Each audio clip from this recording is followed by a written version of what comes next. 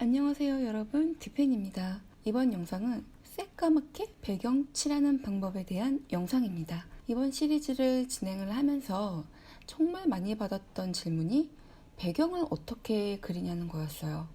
여러분들도 아시다시피 저는 독학이기 때문에 전문적인 지식은 전달해 드릴 수는 없고요. 그냥 제가 하는 방법을 보여드리도록 할게요. 우선 입비를 이용해서 전체적으로 배경을 깔아줍니다.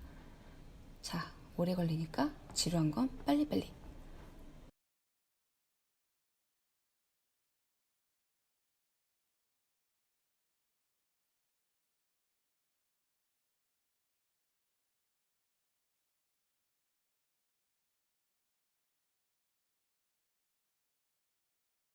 자, 이제 보여드릴게요.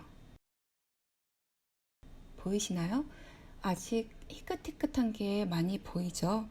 저는 이걸 종이의 입자 사이에 연필가루가 안 들어갔다라고 표현을 합니다. 여기에 브러쉬로 블렌딩을 해줄게요. 제가 사용하는 브러쉬는 아이 메이크업 브러쉬예요. 특징은 짧고 약간 두툼하고 모에 힘이 있습니다. 짧기 때문에 붓이 휘어지지 않아요. 자, 붓으로 종이 입자 사이사이에 연필가루를 채워준다는 느낌으로 블렌딩을 해줍니다. 다시 비교해서 보여드릴게요. 차이가 확실하게 느껴지시나요? 연필가루가 종이의 입자 사이로 좀 더 꽉꽉 채워진 모습이에요. 자, 가까이에서 블렌딩 하는 걸 보여드릴게요. 브러쉬가 지나간 자리들 변하는 거 보이시나요? 다시 전체적으로 블렌딩 마무리 해줄게요.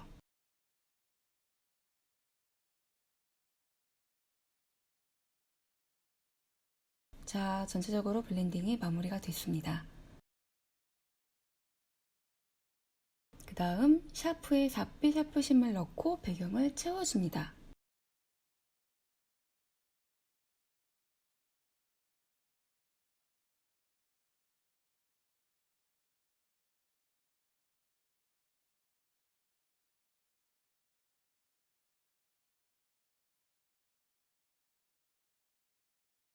여기도 오래 걸리니까 빨리빨리 넘어갈게요.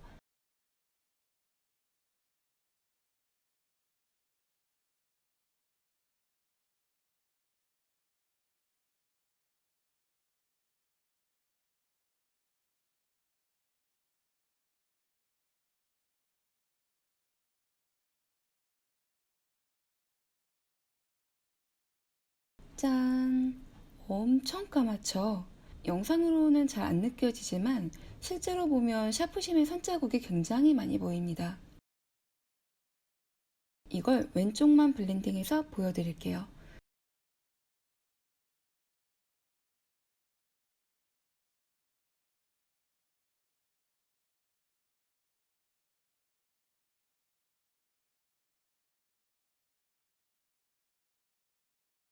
블렌딩한 부분이 색이 좀 밝아지는 느낌은 있지만 선 자국은 싹 사라졌어요.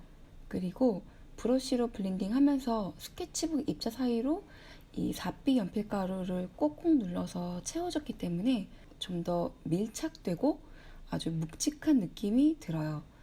자, 그럼 나머지도 블렌딩 하겠습니다.